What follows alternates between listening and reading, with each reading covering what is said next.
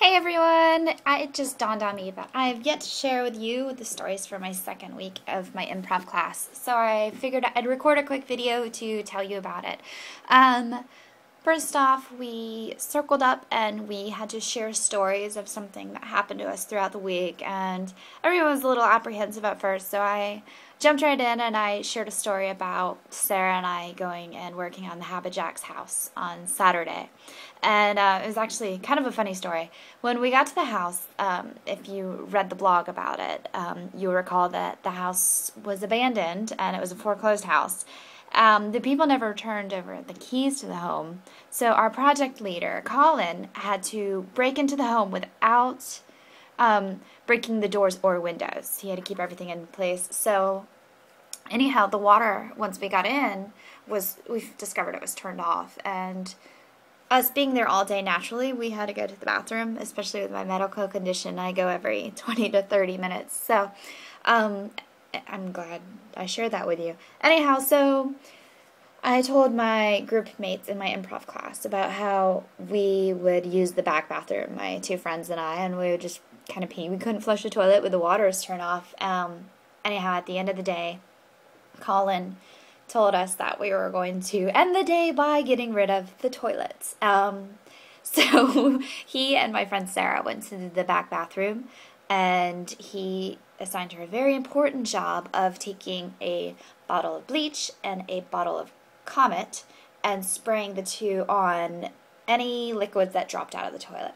So the two of them go into the back bathroom, only for him to discover that it was full of pee. So he had to manually flush the toilet by just adding water into the tank, and it drained out for the most part, and he was able to lift up the toilet and carry it out, and he spilled some liquids along the way, probably some of my pee, and Sarah went along and with the Comet and bleach, and the funny part kind of happened though as he was lifting the toilet up and into the dumpster, the water just went all over him.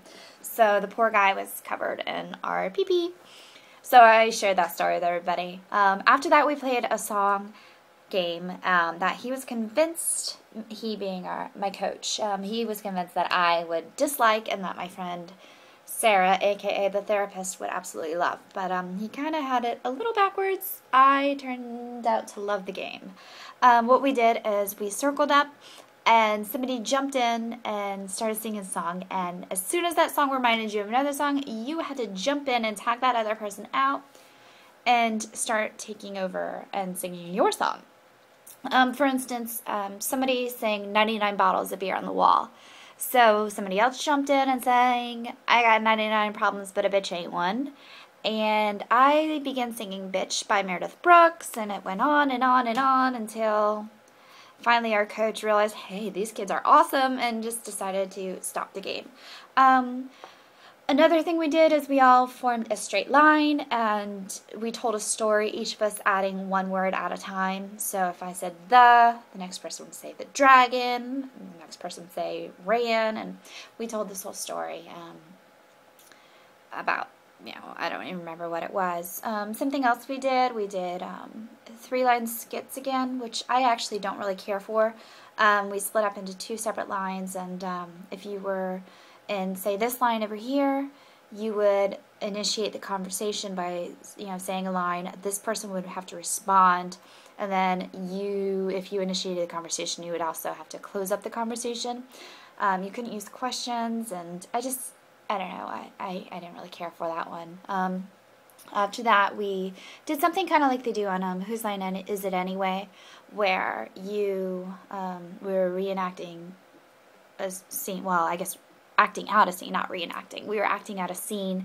My friend Sarah was playing a part of somebody who was seasick, and she was out to sea with her sister-in-law. And so the story progressed, and our coach would yell, freeze, and he'd say, L, go in for Sarah's character, and I'd have to take over Sarah's character, and I actually really enjoyed doing that. It was kind of fun, keeps you on your toes, and it was cool to see how the story built.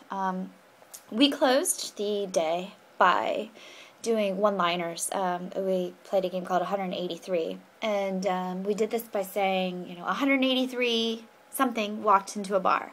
And that something would be just a keyword, which our coach gave us, and we had to come up with some one-liners about that.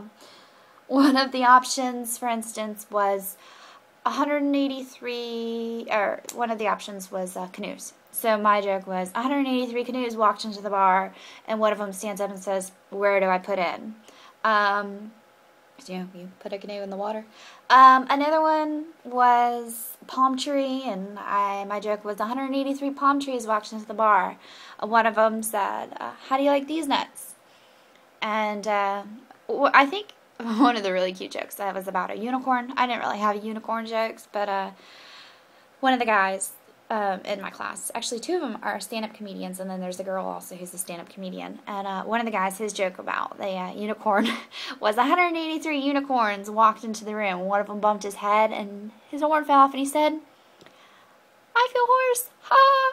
Too funny. So anyway, that is the wrap-up of my second week of improv classes, and I really look forward to going back on Monday and seeing what Matt, my coach, has in store for us.